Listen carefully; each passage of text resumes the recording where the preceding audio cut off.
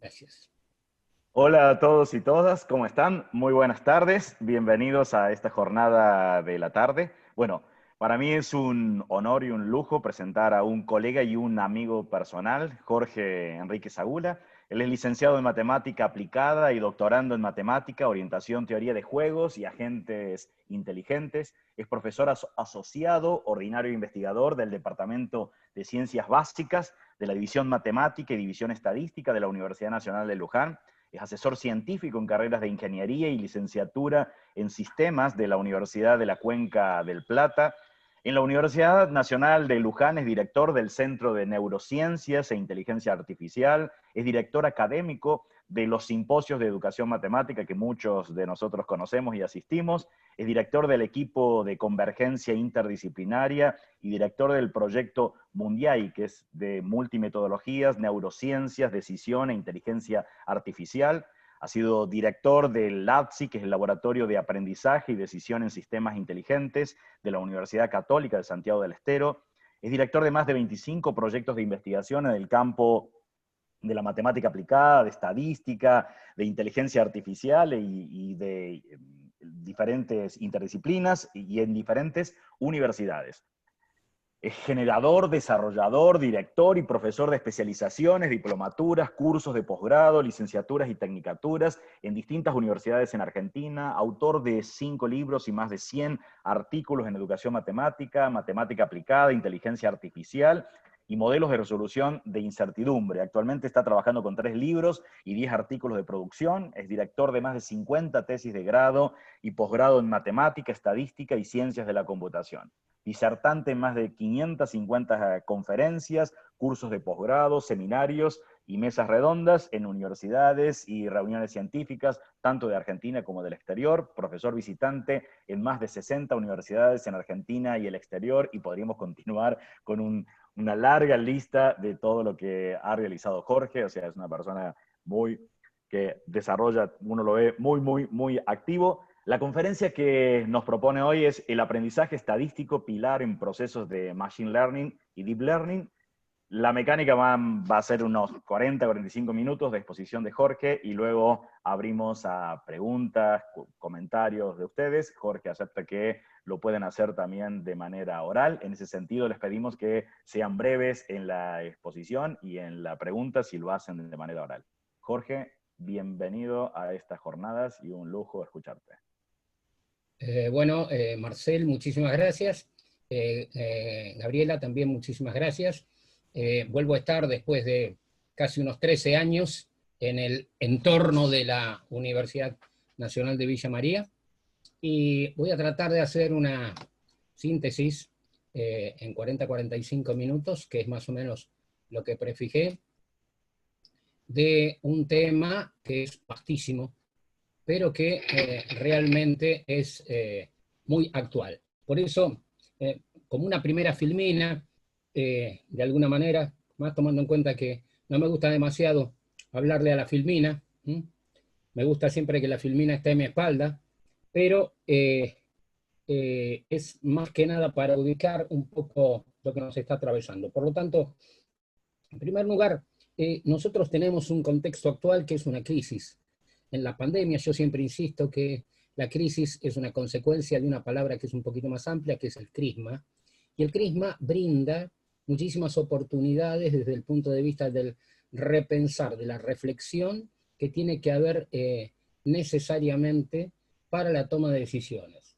Cuando decimos toma de decisiones, evidentemente estamos hablando de infinidad de contenidos que convergen a esa idea, y la palabra convergencia es un tema central en todo esto.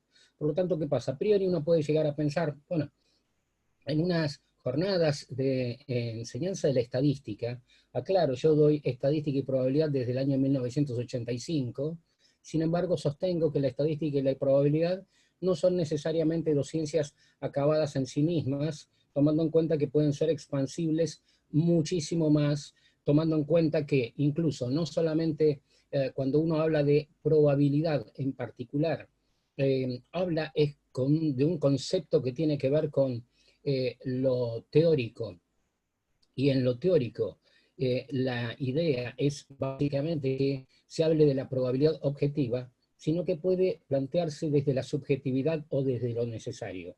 Ayer escuché en el panel de la tarde un concepto muy interesante que es algo que a mí me perturba tremendamente cuando se olvidan algunos conceptos centrales y precisamente un investigador chileno, Alvarado, habló en particular de la importancia del teorema central del límite, cosa que yo abogo también desde hace más de 30 años, de que nada es casual, sino que fundamentalmente hacer una aproximación desde lo discreto a lo continuo y hablar de una distribución madre es de la misma manera pensar que una madre que puede ser la inteligencia tiene un hijo que es la inteligencia artificial y que por lo tanto requiere modelos para alimentar esa inteligencia que es artificial.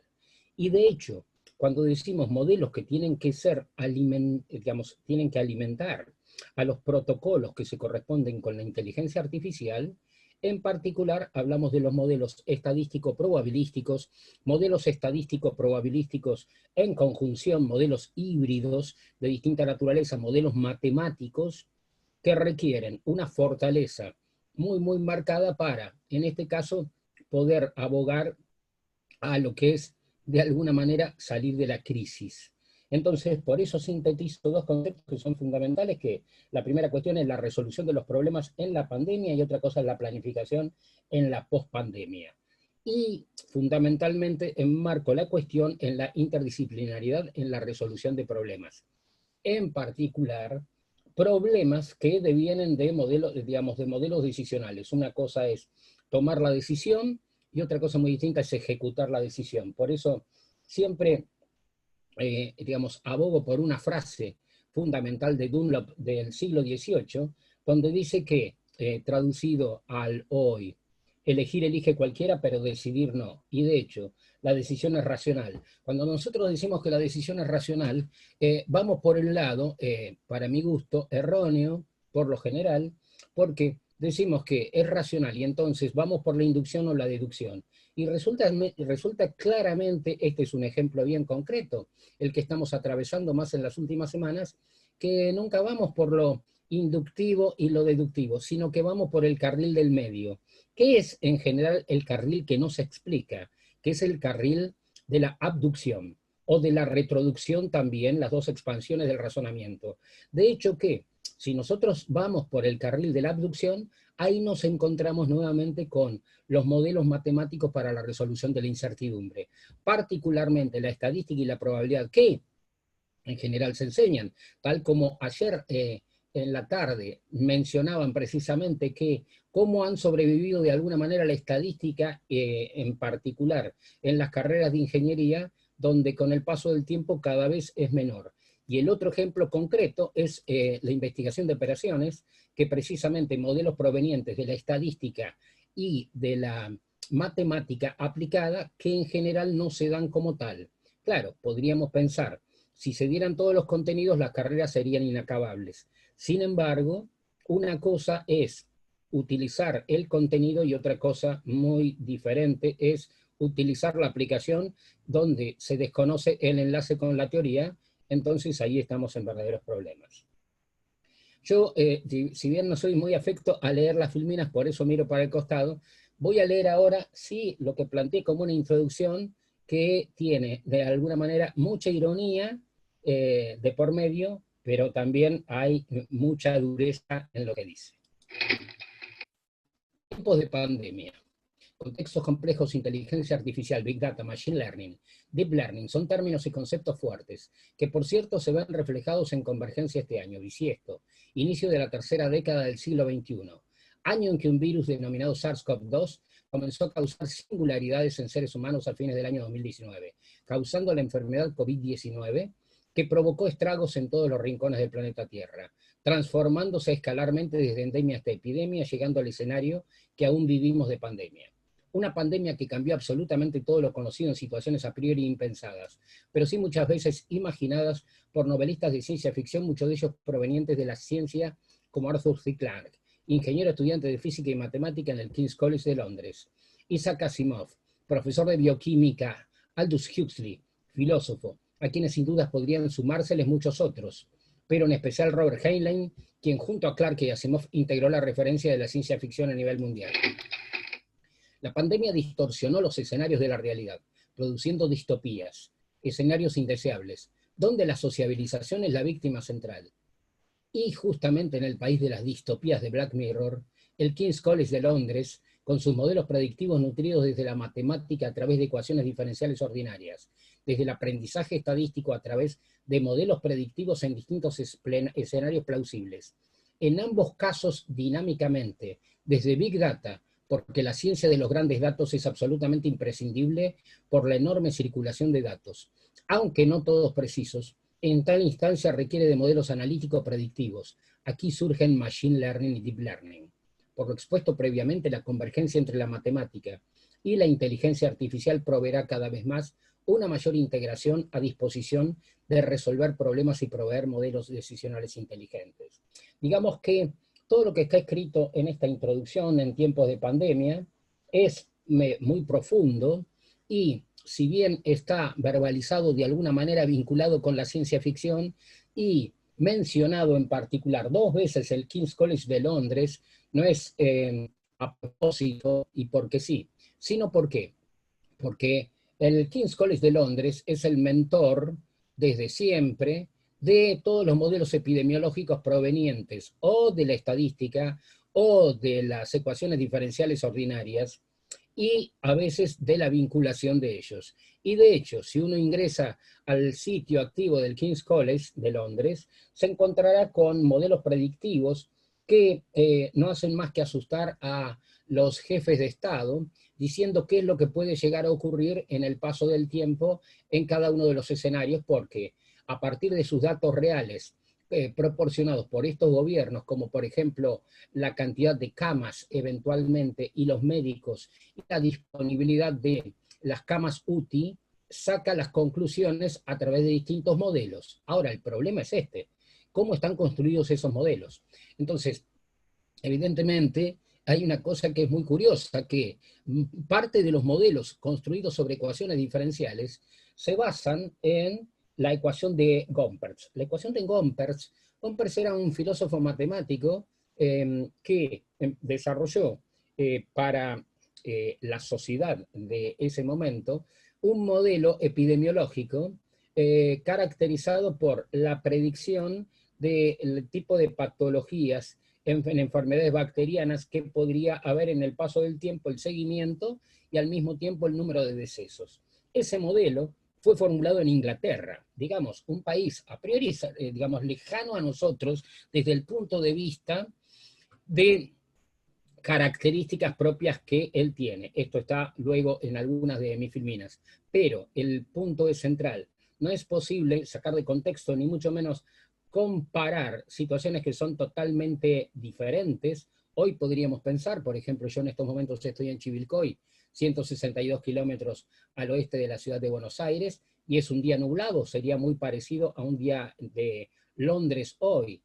Sin embargo, el modelo de Gompertz tiene apenas digamos, es del año 1825, tiene 195 años. Y ese mismo modelo es el que se aplica para hacer la predicción de enfermedades y, por lo tanto, el control de problemas epidemiológicos. Entonces, evidentemente, tenemos mucho que aprender y mucho que adaptar a contextos reales, donde es fundamental hablar del ecosistema, de la fenómica y de la genómica, en particular, a la hora de construir un modelo. Porque una cosa es la existencia de la teoría y otra cosa es un modelo, donde el modelo se replica sin ton ni son y simplemente porque sí. Mucho de esto está escrito después. Entonces, siempre para poner esto en contexto, más que nada tomando en cuenta que yo hablo de que estos modelos son fundamentales desde el punto de vista de la resolución de problemas, cito una definición que escribí en algunos momentos, en algunos artículos, en el año 2001, que dice lo siguiente: un problema constituye un obstáculo o dificultad, siempre que exista un individuo con suficiente interés o inteligencia que se enfrente.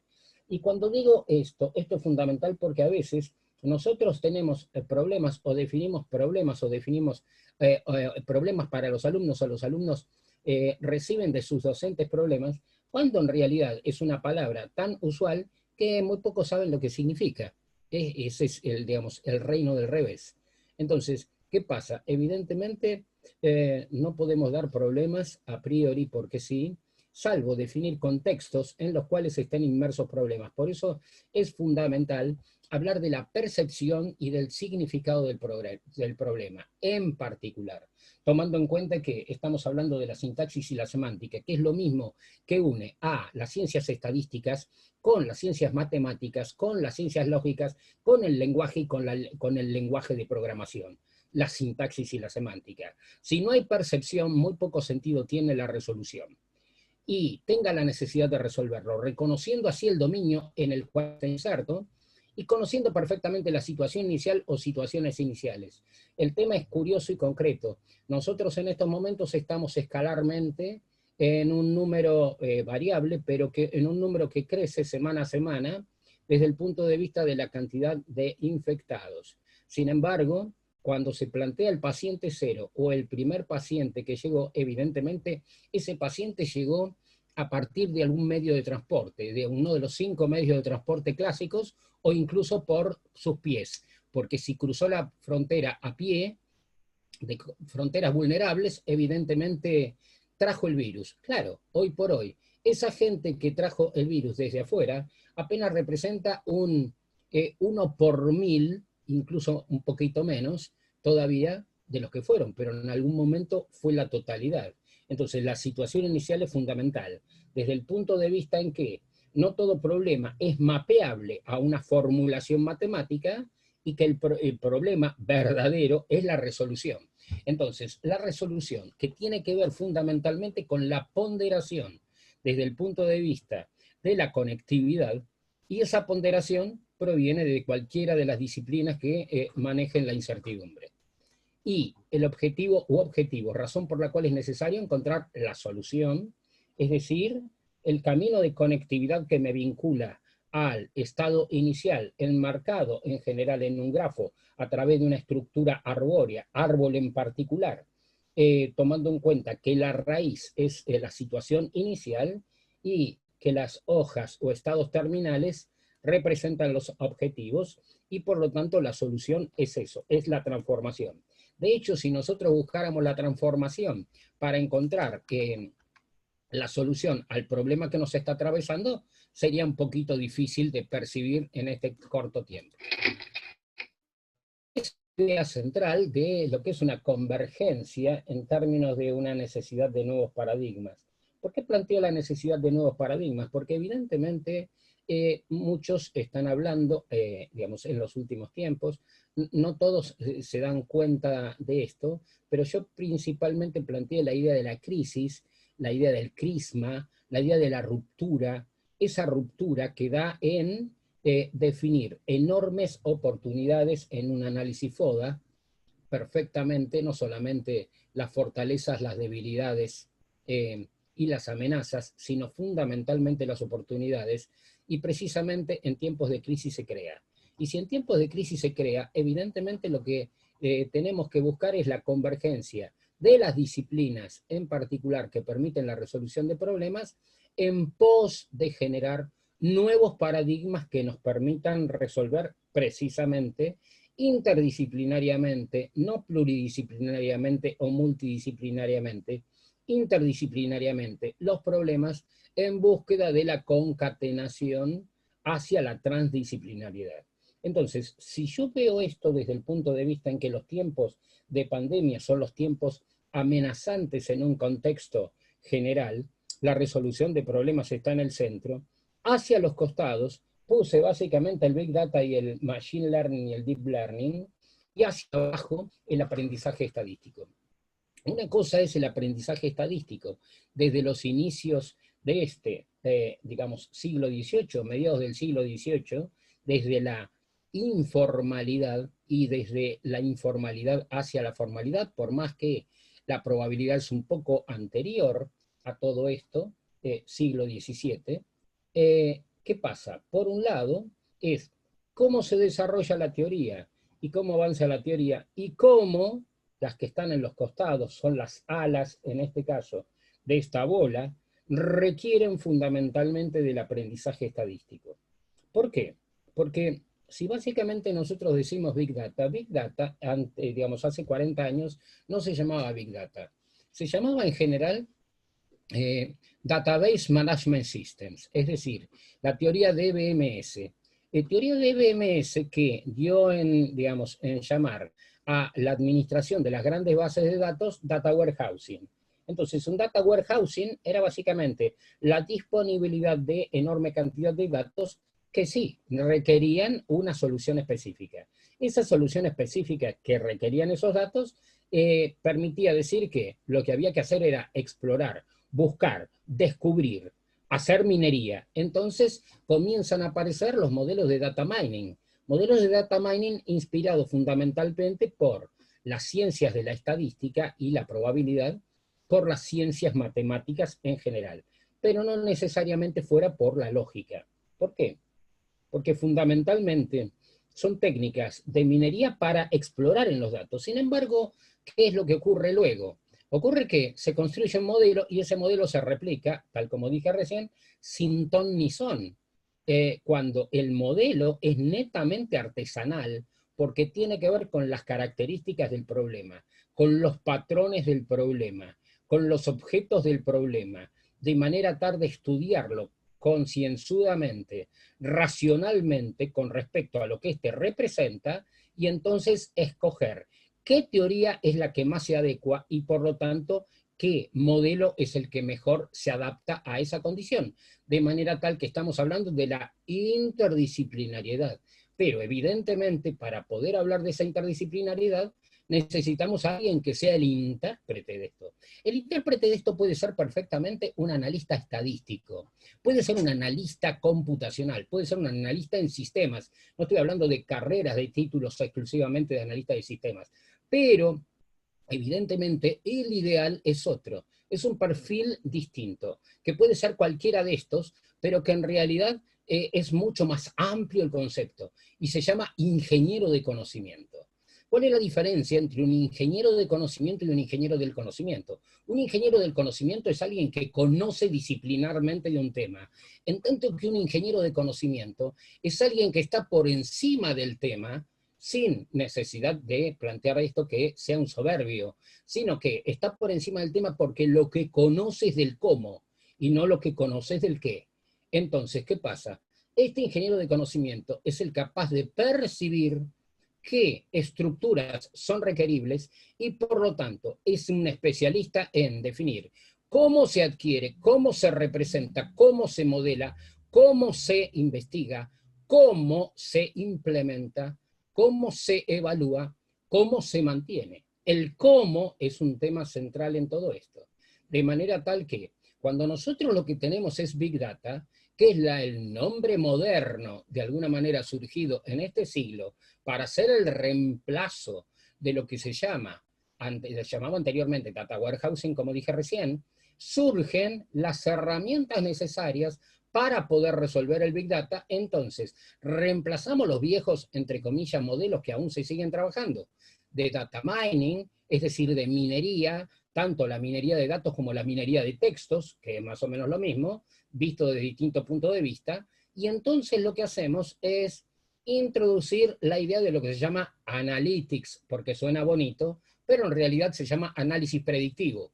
¿Por qué? Porque dado ese conjunto de elementos, dado ese conjunto de objetos, dado ese conjunto de propiedades, lo que requerimos es cómo procesar todas esas propiedades que tiene un determinado objeto.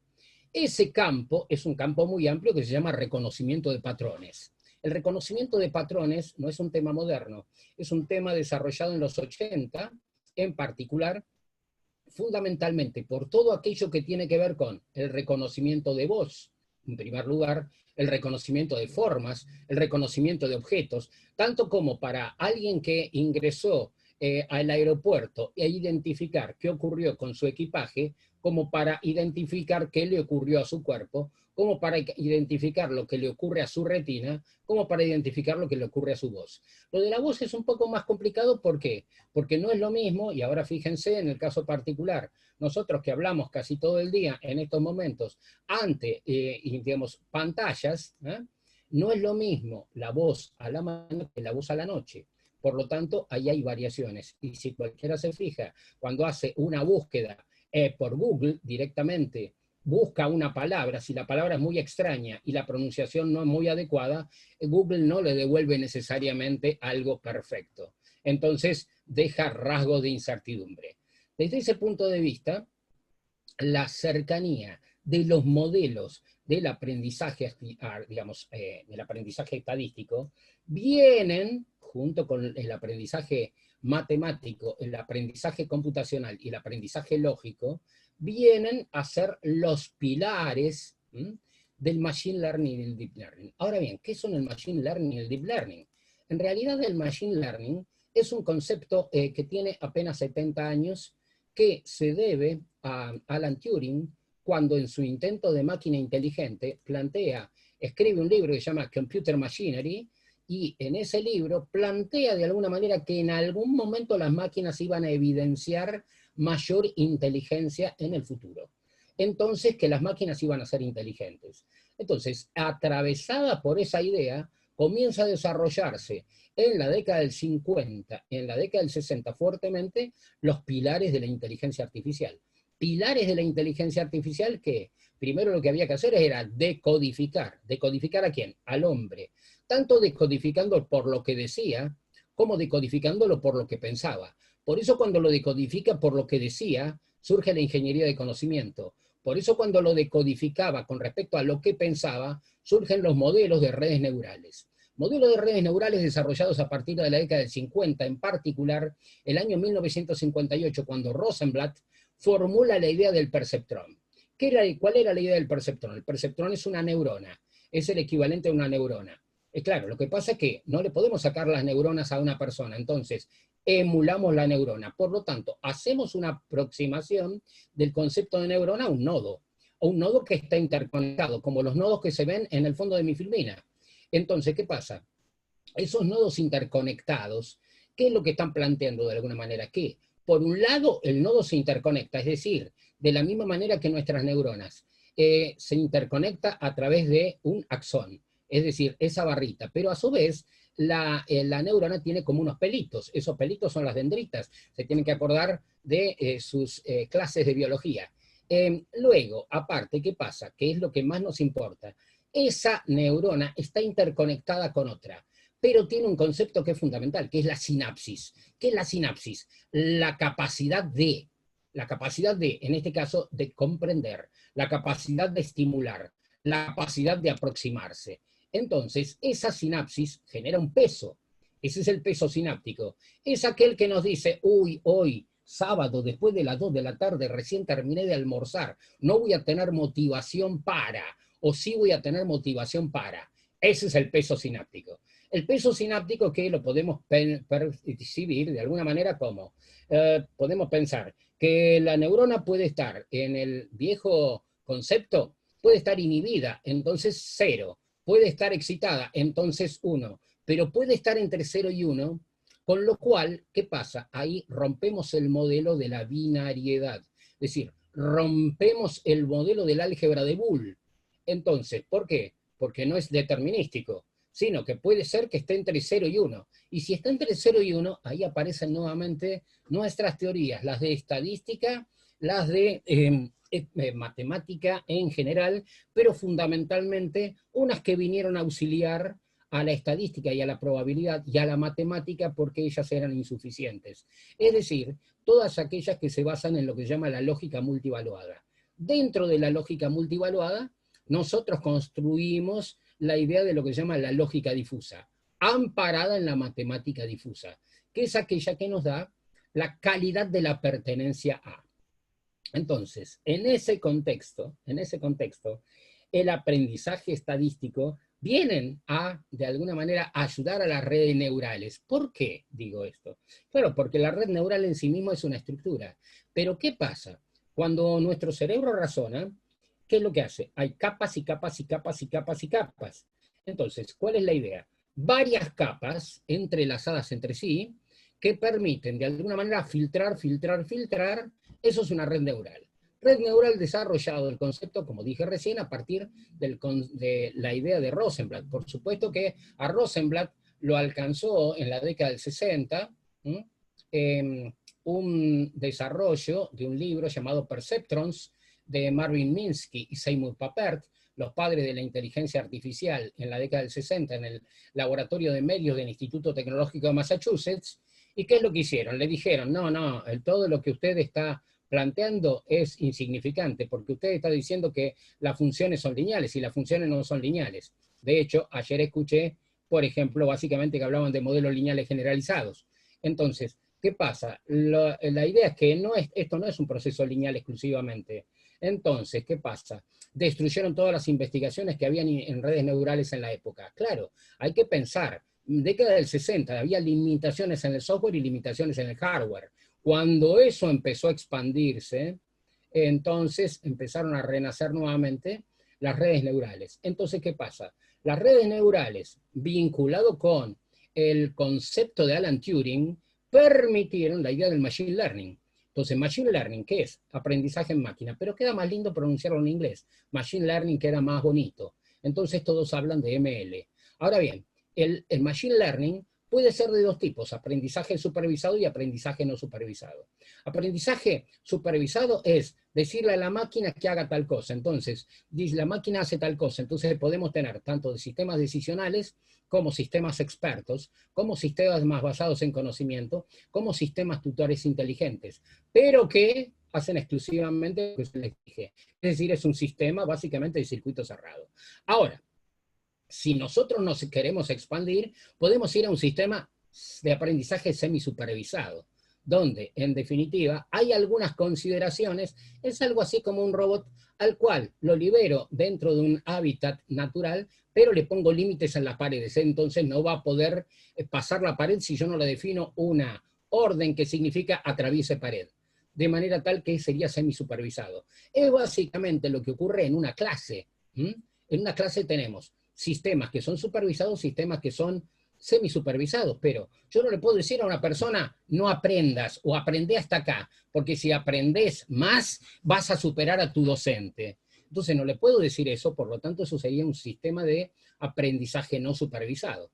En el sistema de aprendizaje no supervisado, cualesquiera de los dos, en realidad, lo que hacen es evolucionar e ir al concepto un poquito más avanzado del machine learning, que es el deep learning. ¿Por qué? ¿Qué es el deep learning? Aprendizaje profundo. De hecho, es lo más cercano al razonamiento humano, es lo más cercano al conocimiento humano, es lo más cercano a la evolución del aprendizaje. Si esto, en lugar de plantearlo desde lo determinístico, lo planteáramos desde lo no determinístico, esto es el concepto de una metaheurística, es decir, una heurística de una heurística. Es aprender del aprender, como una máquina absolutamente continua, como nuestro cerebro, que es una sola pieza integrada. De manera tal que en esa idea del deep learning, en particular, son los modelos que se están aplicando en la actualidad, inspirados a través del aprendizaje estadístico, a través de un principio que es el principio de regulación digamos, del riesgo mínimo, que es un concepto que surgió como consecuencia del paradigma clásico en el aprendizaje estadístico, que es lo que permitió de alguna manera el enlace con las teorías fundamentalmente del machine y del deep learning, cuyas partes están integradas fundamentalmente con las estructuras algebraicas. ¿Por qué? Porque hay un modelo que se llama Support Vector Machine, que tiene que ver con un ruso llamado Vapnik, que en los 90 plantea un modelo simplemente inspirado en los vectores y en los espacios vectoriales para permitir la idea de la separación en términos geométricos entre hiperplanos y entonces enrolar la idea de la separación de variables para el tema central que une todo esto, el reconocimiento de patrones. Es decir, cuando nosotros tenemos patrones y queremos clasificar, evidentemente tenemos que recurrir a este tipo de modelos. Pero este tipo de modelos que están sopesados a su vez, ¿por qué?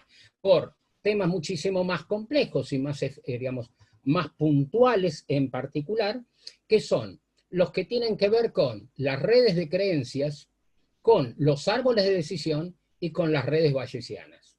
El sábado de la semana pasada estaba hablando con un exalumno mío que vive en Australia y que me decía, acá estamos trabajando en particular en esta empresa, en el modelo específicamente del Deep Learning y de un tema que me sorprendía porque me dice, usted me habló de eso hace 19 años. Entonces, ¿qué pasa? ¿En qué se está trabajando hoy en día? En algo que es fundamental para los profesores y los estudiantes, que es el reinforcement learning, es decir, el concepto del aprendizaje reforzado. ¿Por qué se está trabajando en eso? Porque evidentemente la unión hace la fuerza y nosotros tenemos la posibilidad de unir 3 sensores en particular a la hora de propender a la construcción del conocimiento, que son la vista, el oído y los dedos. Y recién precisamente cuando Marcel comentaba con respecto al lenguaje de señas, una cosa es restringir exclusivamente a las señas y otra cosa es usar las manos para potenciar lo que estoy diciendo, el otro lo está oyendo y el otro lo está mirando. Entonces, ¿qué pasa? Eso es, en estos momentos, podríamos decir, la crème de la crème. Son los conceptos modernos que devienen de la evolución del machine learning, orientado a las redes neurales, se sobreentiende, la evolución del deep learning, orientado al machine learning, y hoy se da en llamar Deep Reinforcement Learning. Son temas bien de la actualidad. Todos basados en modelos de convergencia estadístico-probabilísticos. Ahí tienen una representación de la transdisciplinariedad para entender que esto es algo serio y cómo una situación deviene en la otra. Si uno toma en cuenta, por ejemplo, que en particular existen las neurociencias, en particular existe la inteligencia artificial, en particular existe la estadística, en particular existe la matemática, pero cómo cada una se vinculan con las otras para dar lo mejor de sí, para generar nuevos espacios, no para exclusivamente para aislar los espacios.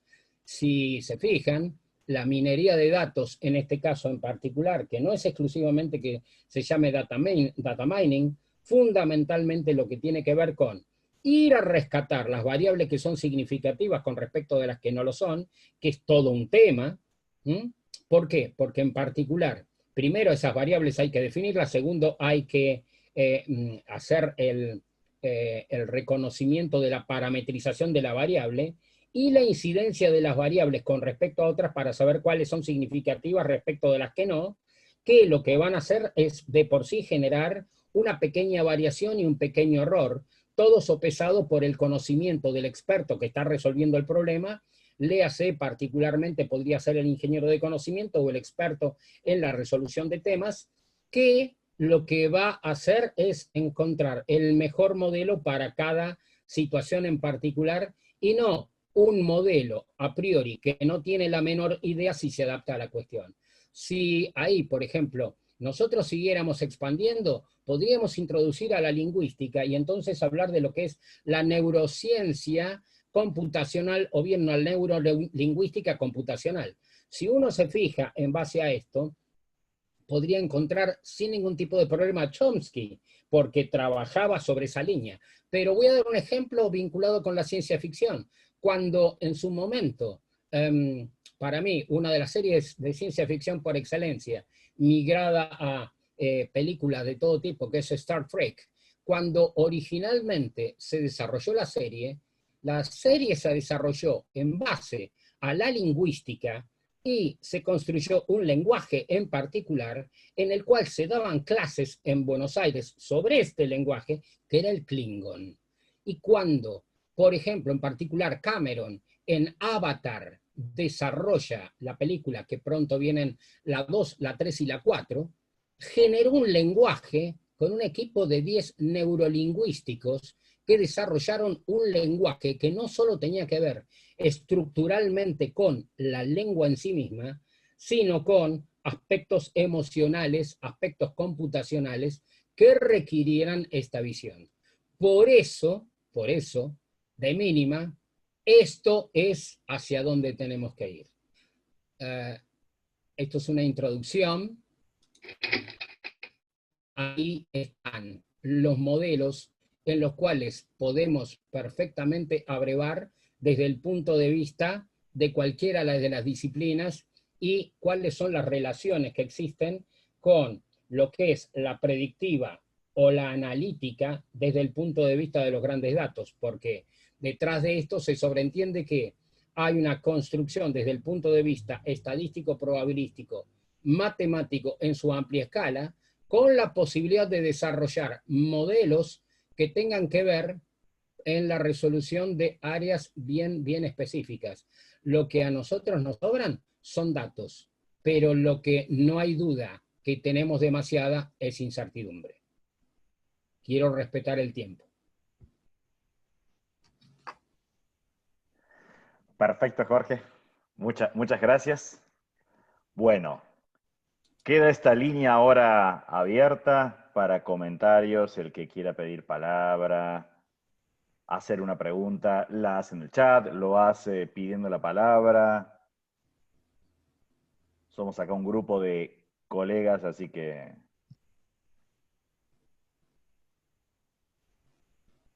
bienvenido a todos los comentarios.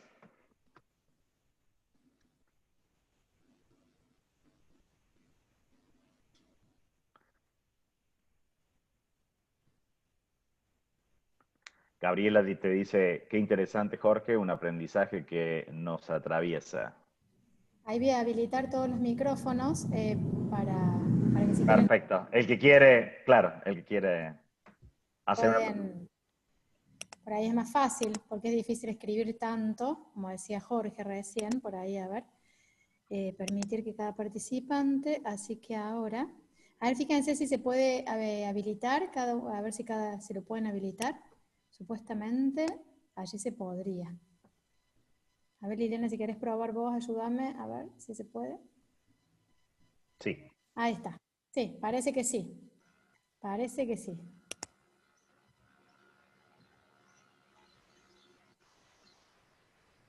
A ver, a ver. Ay.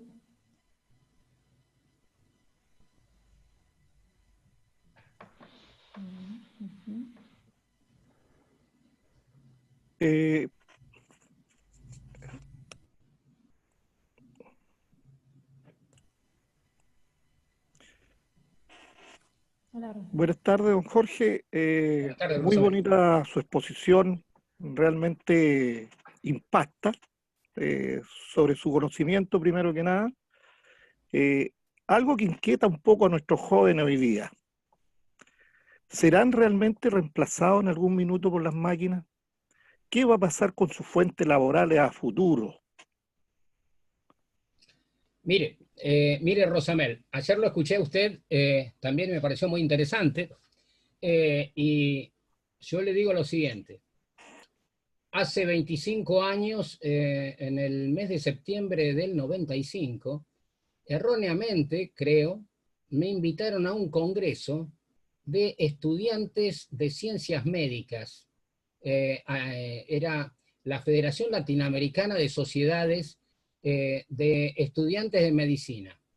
Y un estudiante, cuando yo terminé de hablar, yo fui a hablar, mi invitación era para sistemas expertos y inteligencia artificial en general, levanta la mano y me dice, pues entonces me reemplazarán por una máquina. Y yo le contesté, a algunos sí. Entonces, ¿por qué? Voy a sintetizar esto. Para mí, la inteligencia humana es irreemplazable. Trabajo en inteligencia artificial hace 30 años.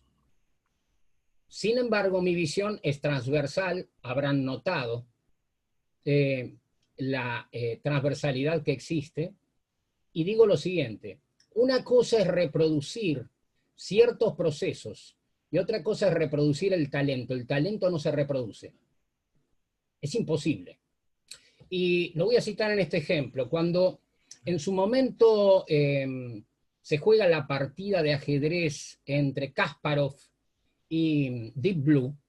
Deep Blue había sido una máquina concebida por la Universidad de Stanford, trabajando dos chinos y un canadiense. ¿Qué pasa? Esa migración de esa máquina, obviamente la compra IBM, la transforma en Deep Blue. Entonces, cuando juegan la partida contra Kasparov, en el match, la primera partida la ganó Kasparov. Lo que no se supo en ese momento fue que después de la partida cambiaron la estrategia porque estuvieron programando durante 48 horas la máquina con la forma en que había trabajado Kasparov en ese momento. Por lo tanto, hicieron trampa. Entonces, ¿qué pasa? Una cosa es escoger lo mejor en cada momento, pero todo depende de lo que es lo mejor. Por eso para mí yo insisto fundamentalmente en que una cosa es el conocimiento y otra cosa es el razonamiento y la inteligencia. Es decir, el conocimiento entre comillas se puede envasar, lo que no se puede envasar es la interpretación contextual en cada momento por todos los estímulos subyacentes que hay en ese momento. Entonces yo siempre insisto en esto, ¿no? A ver, todos tenemos teléfonos inteligentes. Definamos lo que es inteligencia en un teléfono. ¿Sí? ¿Por qué? Inteligencia en un teléfono, ¿qué es? A la mañana temprano, el teléfono lo saluda y le dice, buen día, Rosamel. Hoy lo veo feliz. Vamos a ponerle, como ayer puso Gabriela, a Cerati. Entonces, lo veo feliz. Eso es inteligencia. El resto es simplemente un menú de opciones. Doy un ejemplo concreto. Cuando en su momento uno compraba en Amazon, por ejemplo, Amazon tenía esta particularidad. Almacenaba las compras previas. Entonces resulta ser que cuando volvía a comprar, sugería. Ahora bien, esos sistemas abundan. La pregunta es esto. Imaginemos esto. Uno va a comprar música. Entonces, hoy por hoy, música en una suerte de Spotify. Entonces, hoy compro folk, mañana compro pop, el día siguiente compro metálica, el cuarto día compro clásica. ¿Qué me sugiere en el quinto día? Es muy ecléctico. Entonces, en la ley, de alguna manera, de la adivinación, es todo posible. Por eso yo creo que es muy difícil esto. Me acuerdo claramente, viene a mi memoria un ejemplo que cito permanentemente. En un congreso, me invitan en el 98 a cerrar un congreso sobre el futuro de la inteligencia artificial. Era en Quito. Éramos 4. Yo no le iba a contestar a los que estaban en paralelo conmigo, pero tenía la ventaja que era el último. Y escucho una cosa que realmente me paró los pocos pelos que tengo hoy de punta, porque realmente fue absolutamente fuera de contexto. Porque una persona dijo, bueno, porque sabemos que la máquina supera al hombre. Entonces yo le contesté por el lado de la química. Le digo, es medio difícil, porque digamos, no le contesté a él, le contesté al auditorio. Es un tanto difícil porque la máquina es silicio y el hombre es carbono. Entonces, todo tiene que ver con todo. Gracias, don Jorge. Por favor. Marcel, no tenés el micrófono, ¿no te anda? Adriana dejó un comentario que dice, bueno, escribo porque tengo mucho ruido por aquí, pero me ha parecido muy interesante y completo. Impresiona todo lo que comenta y es importante reconocer el papel de la estadística en la programación de las máquinas. Como dejas huellas sin querer, impresiona y asusta. Y María Magdalena dice, quiero plantear una pregunta muy ingenua. ¿Qué competencia o capacidad es de esperar en un docente, puesto que es un guía del conocimiento en el alumno? Y bueno, y mis felicitaciones por la conferencia, sin duda un placer escucharte. A ver, competencias. Ayer estaban hablando de competencias en particular y yo tomo en cuenta lo siguiente, ¿no? Es decir, en el paso del tiempo, sobre todo en los últimos 40 años, creo que se ha cambiado de 4 modelos a 5, absolutamente en forma radical, porque creo, en definitiva, que no se analizan las cuestiones contextualmente, sino que se ponen de moda. Entonces, ¿qué considero a mi criterio? Que hay que estudiar casos en particular y decidir cuál es el mejor modelo que se adapta en cada instancia. Y nunca preconvenir de alguna manera la posibilidad de hacerlo de esta forma, hacerlo de esta otra. Digamos, ¿qué es lo que creo también? Que la virtualidad, entre comillas, llevó a los docentes a obligarlos a usar una tecnología que algunos estaban preparados en el uso, otros no. Entonces fueron descubriendo sobre la marcha. Y el descubrir sobre la marcha lleva a situaciones muy diferentes. ¿Por qué? Porque una cosa es quien estaba acostumbrado a manejarse en la virtualidad desde cualquier punto de vista, y otra cosa muy distinta es en empezar a explorar y descubrir, entre comillas, a veces junto con los alumnos, la mejor forma de. Yo siempre insisto en este punto. Para pararse frente a un auditorio de cualquier naturaleza, nunca hay que subestimarlo, hay que sobreestimarlo por completo. A quien le cabe el sayo se lo pone, a quien no le cabe el sayo lo deja directamente. Tomando en cuenta que para pararse delante, es decir, las capacidades, primero considero que tiene que ser inteligente, segundo tiene que ser creativo, que son dos palabras que van juntas necesariamente y que por lo general se ve que no van juntas porque se replica innecesariamente sin analizar el contexto. Entonces yo insisto en lo siguiente. Bueno, con Marcel estamos dando un curso de posgrado juntos en nuestra universidad y el miércoles yo no tenía clase, tenía él, pero yo estuve permanentemente y observaba, por ejemplo, la reacción del otro lado, ¿no? Porque la idea era muy simple, era como que iban a poner una pollería, ¿sí? Y entonces estaban hablando sobre el modelo desde el punto de vista de la venta de los pollos. ¿Hasta cuándo convenía seguir alimentándolo y a partir de cuándo había que venderlo, el pollo? Entonces yo irónicamente le planteé a él varias veces, le digo, ¿no lo invitaste a Gauss al seminario? Después le dije, a Danzig tampoco. Al rato le dije, ¿no lo invitaste a Volterra? Y tampoco lo trajiste a Pareto. ¿Por qué? Porque a nadie se le ocurrió hacer el análisis que el software se lo daba perfecto, de un análisis de sensibilidad. Entonces, ¿qué pasa? Cuando los temas se ven, entre comillas, por fuera, y nadie los relaciona y encuentra las mejores teorías, los mejores, entre comillas, conceptos para describir algo, estamos en el horno. Ayer escuché algo que me parecía muy interesante desde mi punto de vista, la necesidad que un alumno de enseñanza media maneje la estadística.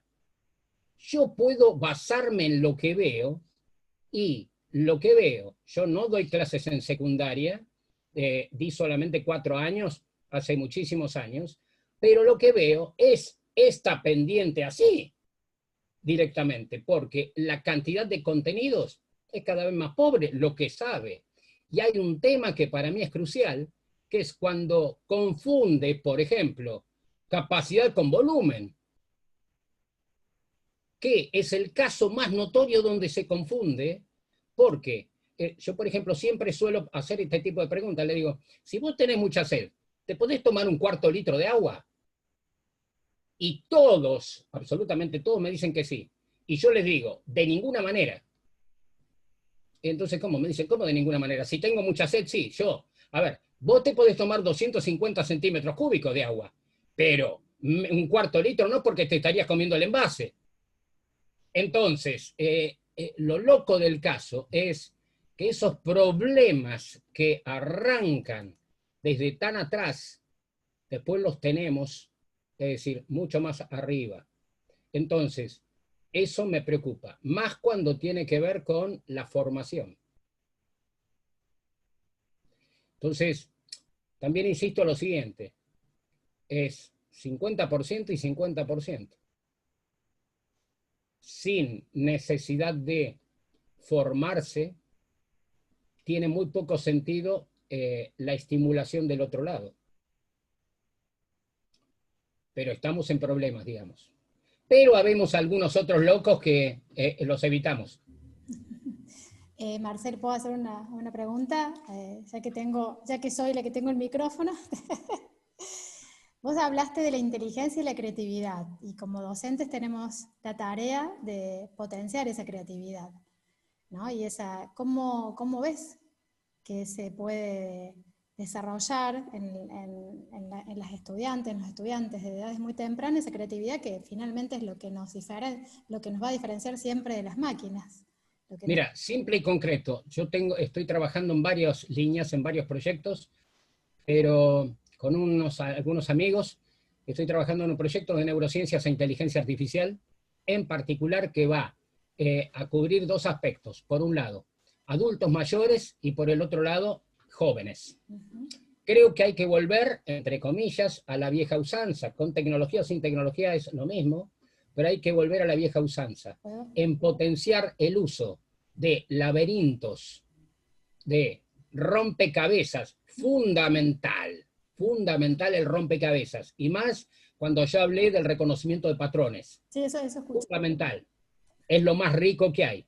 Es decir, encontrar reconocimiento de formas, encontrar reconocimiento de construcciones, identificación visual, mejorar la capacidad de búsqueda, porque toda la teoría de aprendizaje, poder haber 60, 70 dando vueltas, la pregunta es, ¿quién se fija particularmente en el que tiene enfrente y escoge el mejor método que va para esa persona?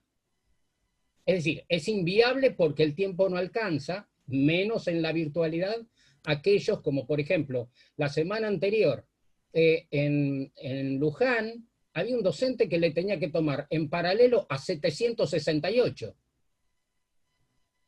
Entonces, la pregunta es, ¿qué tipo de conocimiento se puede relevar ahí?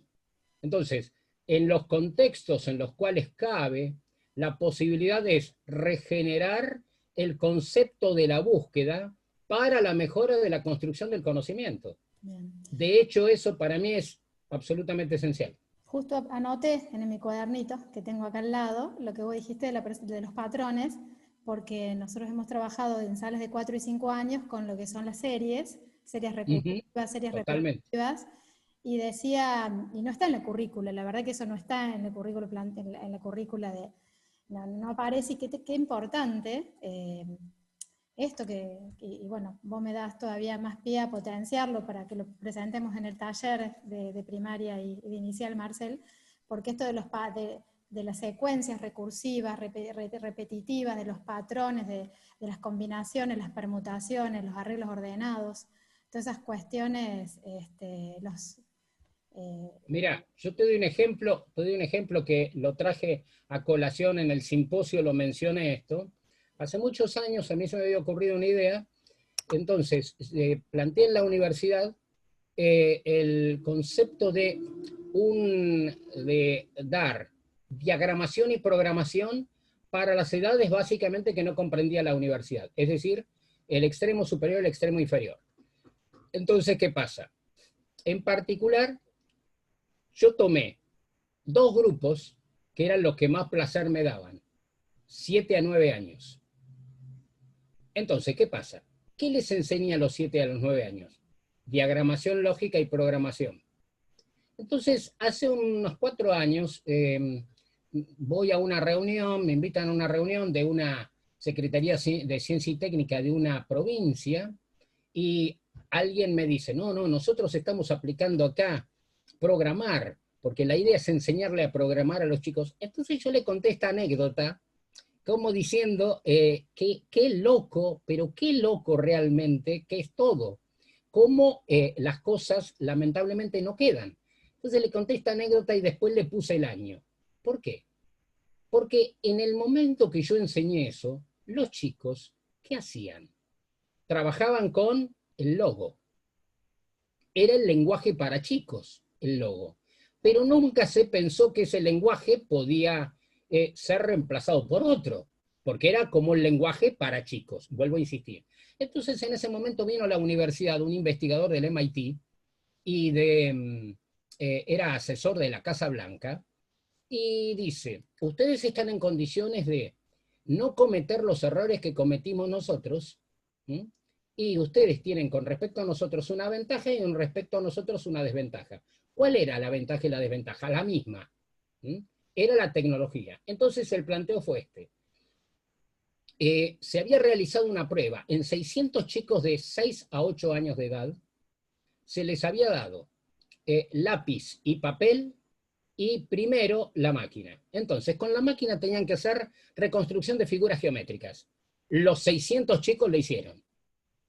Después, esto fue en Estados Unidos, después le dieron lápiz y papel. De los 600, 2. Solo 2 reconstruyeron las figuras geométricas. Entonces, yo, bueno, le hice un comentario de lo que estaba haciendo y me dice, bueno, pero hay que tratar de que piensen. Sí, precisamente es lo que estoy haciendo. Es más, me propuso irme en ese momento. No quise. ¿Qué pasa? Yo les di Basic a chicos de 7 a 9 años, les enseñé a pensar lógicamente.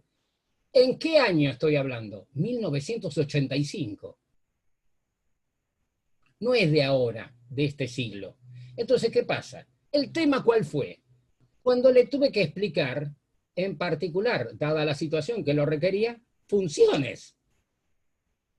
Él lo necesitaba. Entonces, primero le introduje a la variable y le introduje diciendo que si les gustaban los caramelos, a partir de los caramelos le definía la variable caramelos y en base a los caramelos particulares que le gustaba, le hablé de la constante, le introduje la función y todos programaron sin ningún problema. 7 a 9 años. Hace 35. Entonces, ¿cómo se puede decir ahora que ahora hay que empezar? Ahora hay que empezar. Ahora es viejo empezar con eso. Hay que empezar desde la raíz. Y eso es lo que me preocupa. Cuando se cambian los modelos sin necesidad de la construcción del conocimiento.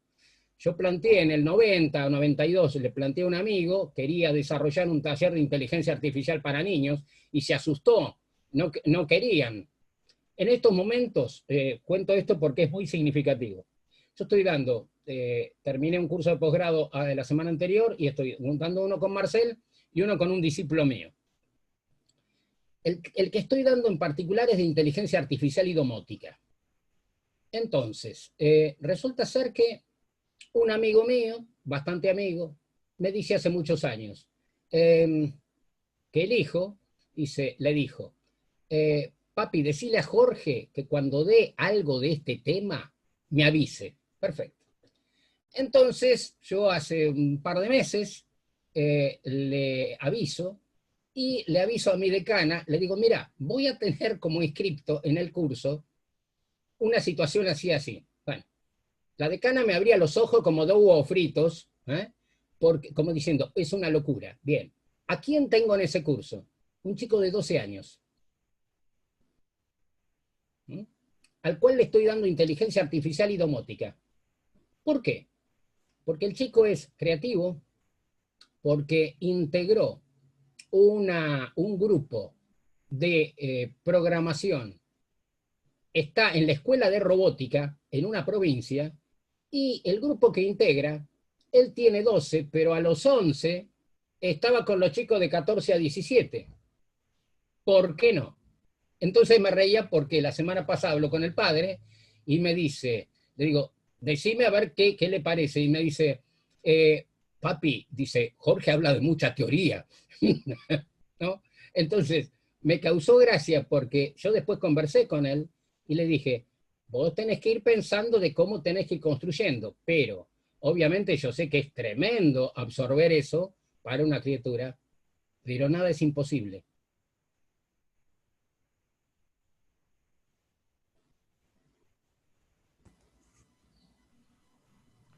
Bueno, gracias Jorge. Bueno, a ver, ¿qué tengo más acá? Bueno, María Magdalena dice, gracias por sus aportaciones. Como dijo, apunté razonamiento, conocimiento, inteligencia, unido a la creatividad. En este sentido, ¿podría dar consejos o ideas a los formadores de profesores en torno a dónde centrar la atención en la clase en estadística? A ver, yo tomo en cuenta esto, ¿no? Todo depende, vamos a suponer lo siguiente. Yo digo esto, quien más sabe, más posibilidades de aprender tiene. Primer lugar, máxima. Entonces, pensemos. Ayer precisamente lo comentaba con una persona, con el jefe de la división estadística, y le digo, cuando uno tiene que introducir en particular los estadísticos o estadígrafos, tiene distintas formas para introducirlo. Hay algunos que optan, dicen, bueno, vamos a ir por el método corto o el método largo. Hay otros que dicen, bueno, vamos a dar la definición en particular. Yo a ver, la definición me parecería pobre en realidad. Cuando yo explico el tema, yo siempre voy por el lado formal. Entonces, para que tengan de dónde agarrarse. Entonces, en primer lugar, vamos a suponer que, doy un ejemplo bien singular por lo siguiente. Yo entiendo que hay gente que se enamora de cierto software. Entonces, hay, digamos, ayer se mencionó eso varias veces, hay defensores de un software o de otro en particular. Yo no soy defensor de software alguno. ¿Por qué? Porque el software es la formulación en un momento dado de una teoría de un grupo de gente que desarrolla esto y después va evolucionando en forma cooperativa que no necesariamente es la misma ideología que hubo al comienzo. Entonces pienso esto, piensen lo siguiente, todos aquellos que dan estadística fundamentalmente descriptiva. Tienen un pequeño inconveniente inicialmente cuando utilizan el software. ¿Por qué? Porque trabajan con datos agrupados. Entonces, cuando trabajan con datos agrupados hay un pequeño inconveniente en el software en cuanto que maravillosamente construye el histograma, pero el chico conceptualmente no sabe que hay una diferencia entre extremos y límites. Entonces, trabaja con los extremos, pero ¿cómo puede construir la idea luego de una función? Sí, efectivamente, si trabaja con los extremos, el histograma le queda abierto. Entonces, ¿qué pasa? En primer lugar, yo hago el análisis completo, descriptivo, del por qué esa masa que es, en el caso particular, el histograma y posteriormente el polígono de frecuencias, en área es exactamente la misma, tomando en cuenta la definición de límites para encontrar la continuidad de la poligonal y por lo tanto el paso al límite a través del teorema de Riemann, que por supuesto primero lo supo como suma de Riemann, después como teorema de Riemann y luego entonces aborda estadística para encontrar la relación entre la estadística y la inferencia estadística a través de la probabilidad, punto 1. Punto 2. Si cuando va a tomar en cuenta el concepto, toma el ancho de barra y al mismo tiempo con el tamaño de clase, toma la altura correspondiente, hago la relación con, en primer lugar, el momento de una fuerza con respecto al origen e introduzco los momentos para poder conceptualizar que en la definición de la media y la varianza por momentos, luego va a utilizar el mismo concepto cuando esté en una distribución probabilística. Por lo tanto, ¿qué pasa?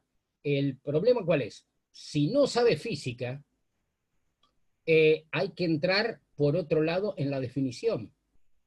Pero si sabe física y conceptualiza que el concepto de la media tiene que ver con el punto de equilibrio, entonces yo me reí ayer cuando en uno de los lemas aparecía una frase de este siglo, donde fue la terminación de una exposición, creo que de Jaime, donde decía, tengo 2 autos y el otro tiene ninguno, y entonces George Bernard Shaw dijo, entonces tenemos uno cada uno. El concepto del equilibrio ahí es una cuestión central. Entonces, el tema del software, que digamos que es, entre comillas, decir, bueno, muy bien, el dato está entre el 10 y el 20 y el otro está entre el 20 y el 21 es inviable. ¿Por qué?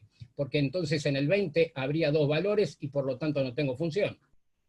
Entonces, Esa idea de la construcción, yo veo que en general no se hace siempre. Todo depende. Uno podría decir, bueno, depende del tiempo. El tiempo es el mismo. Entonces, esos son algunos comentarios al respecto. Ayer, por eso insisto, para mí es fundamental cuando se menciona el teorema central del límite, y yo mencioné introductoriamente a las probabilidades subjetiva, objetiva y necesarista, que hay que considerar una cosa muy simple. El teorema de von Mises explica que el paso al límite de la frecuencia relativa es la probabilidad, pero la probabilidad esa es una probabilidad subjetiva, no es una probabilidad objetiva, y son absolutamente necesarios los tres teoremas previos del teorema central del límite. Si no se habla de convergencia en distribución, convergencia en probabilidad, digamos, al no mencionar el concepto, entonces el teorema central del límite pierde fuerza. Y esto lo puntualizo, ¿por qué? Porque cuando escribí el último libro de probabilidad, cuando me hacen el prefacio, quien hace el prefacio, que es un brasileño, dice, en Brasil hace 5 o 6 años que no se habla de teoremas límites. Eso me asusta, porque entonces la palabra convergencia queda fuera. Entonces, por eso insisto, quien más sabe, más posibilidad de aprender tiene, que no quiere decir que quien más sepa, más aprenda. Bueno, ¿algún otro comentario, pregunta, como para ir ya cerrando por el tiempo? Liliana, un gusto verla de vuelta. Igualmente, bienvenido. Gracias. Los tenés a los dos, mirá, mi director de tesis y mi codirector, ahí al ladito tuyo. Mirá qué lujo que tengo, ¿viste? Sí, bueno, Jorge, la verdad que muchas gracias, fue muy interesante. Y lo hiciste en 40 minutos, Sí, mirá. respeté ese tiempo, por eso mostré hasta la filmina 6 o 7 solamente. De filminas dice, bueno, pero iba a llegar a, seguramente tendremos otras oportunidades porque es muy interesante. Sí, en realidad yo considero que estos son tips despertadores. Exacto. Sí, claro. Tiene que plantear las líneas que hay, las cosas que se pueden hacer y las cosas que se siguen haciendo, por suerte. Y Claro. insisto en esto, este es un momento ideal para hacer todo eso, porque estos modelos están viendo la realidad. Ahí Lili abrió el micrófono, me parece que Sí, no. va a Sí, saludar. no sé si se me escuchó. Sí. No, sí. Antes no. Yo creo que igual hay que, desde lo didáctico y lo pedagógico, hay que seguir pensando en distintas maneras de centrar, y de desarrollar las propuestas didácticas, porque hay enfoques que a lo mejor antes nos funcionaban, o a lo mejor nosotros aprendimos de una manera que tal vez hoy en día hay que buscar nuevas formas, porque los chicos también piensan tal vez de otra manera, diferente a la nuestra, ¿no? Y entonces, bueno, me parece que hay que seguir mirando y pensando en esas cuestiones. Sí, lo que pasa es que también hay un aspecto que es que, al menos lo que se evidencia, que hay una gran pérdida de razonamiento matemático. Bueno, pero a lo mejor en estadística se puede pensar, razonar de otra manera, dándole significatividad también a las cuestiones, ¿no? Sí, lógicamente. Pero creo por eso que lamentablemente el hecho de puntualizar tanto en el pensamiento lógico. Ayer escuché una cosa que lo sé claramente, cómo se fueron eliminando, y lo mencioné hace un rato, cómo se fueron eliminando las materias en particular de estadística y investigación de operaciones en las ingenierías o en las licenciaturas, cuando en realidad tendrían que estar más manifiestas. Y en particular, vamos a suponer, una asignatura como procesos estocásticos, en particular, que queda exclusivamente casi en una carrera de estadística o en una de matemática.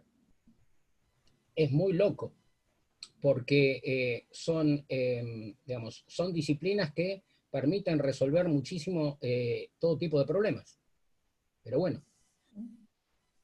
Sí, creo que como dice Liliana, el desafío es que eso que parece tan complejo se pueda ir abordando desde lo más antes posible, pueda ser amigable. Por eso te decía que con una secuencia, en salas de 4 o 5 años, uno puede empezar a desarrollar la lógica de los patrones, trabajar esa recursividad, y quizás el desafío sea ser creativos nosotros, los que estamos en la educación, para ver que la complejidad se haga accesible y no eliminar la complejidad, pero que se pueda hacer, abordada, porque realmente ver un patrón recursivo no es de lo más simple y sin embargo se puede realizar porque lo hemos probado hace 18 años, lo hemos probado, digo, a veces uno hace actividades y quedan allí en salas de 4 y 5 años y uno va trabajando con ello y si se siguiera potenciando, lo que pasa es que a lo mejor son actividades aisladas de algunos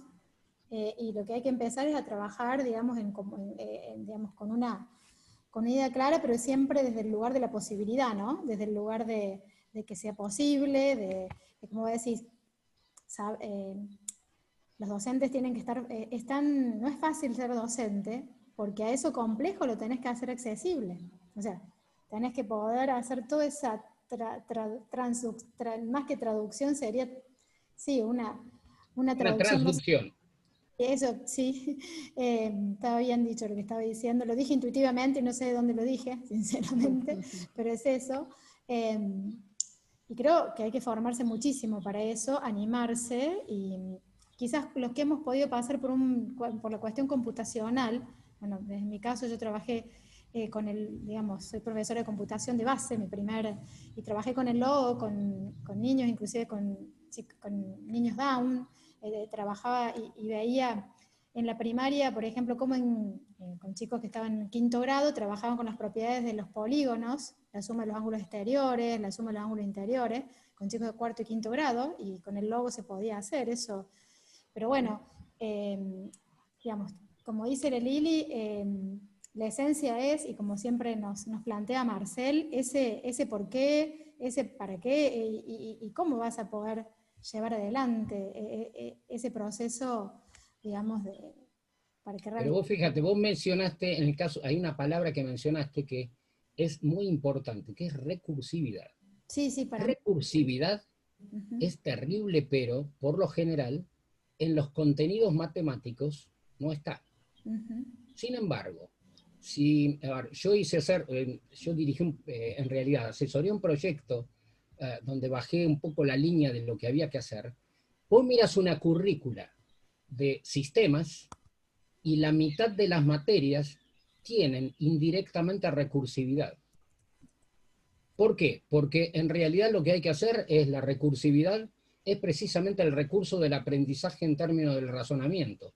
En cambio, la iteración es simplemente una operación repetitiva. Y la recursividad te ahorra tiempo. La iteración no. Entonces, desde el punto de vista de máquina, es absolutamente fundamental. Entonces, yo insisto acá, no hagas a los demás lo que no te gusta que te hagan a ti.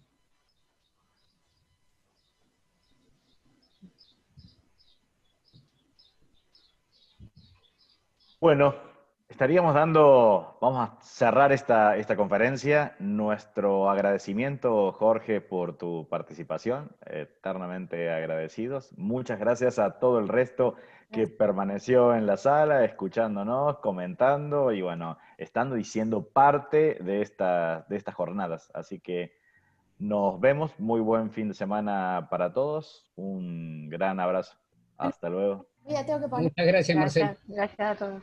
Gracias, Gabriel. Gabriela, gracias, Liliana. Muchas gracias a vos. Y acá vamos con la música porque siempre tenemos la musiquita de despedida. Gracias a todos porque hace de las 9 que estamos, 9 menos cuarto.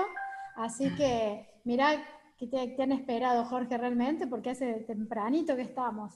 Así que bueno, realmente muchas gracias y estamos mandándole mails, nos estamos comunicando, la semana que viene nos vamos a extrañar, porque ya, y volvemos el 6 de noviembre, igual estamos volvemos con algunas cosas que a lo mejor están relacionadas también con esto que estuvimos hablando, porque creo que estas cuestiones también están muy relacionadas con la organización del currículo, ¿no? Y creo que, bueno, ahí hay muchas cosas para mirar también. Sí, que hay uno de los paneles y se trata de eso, ¿no? Quizás el currículo ha quedado, digamos, para una escuela de la sociedad industrial en algunos tiempos. O sea, hay que replantear el currículo, ¿no? A la vista de toda esta complejidad que no la podemos evitar. Así que... Tal cual.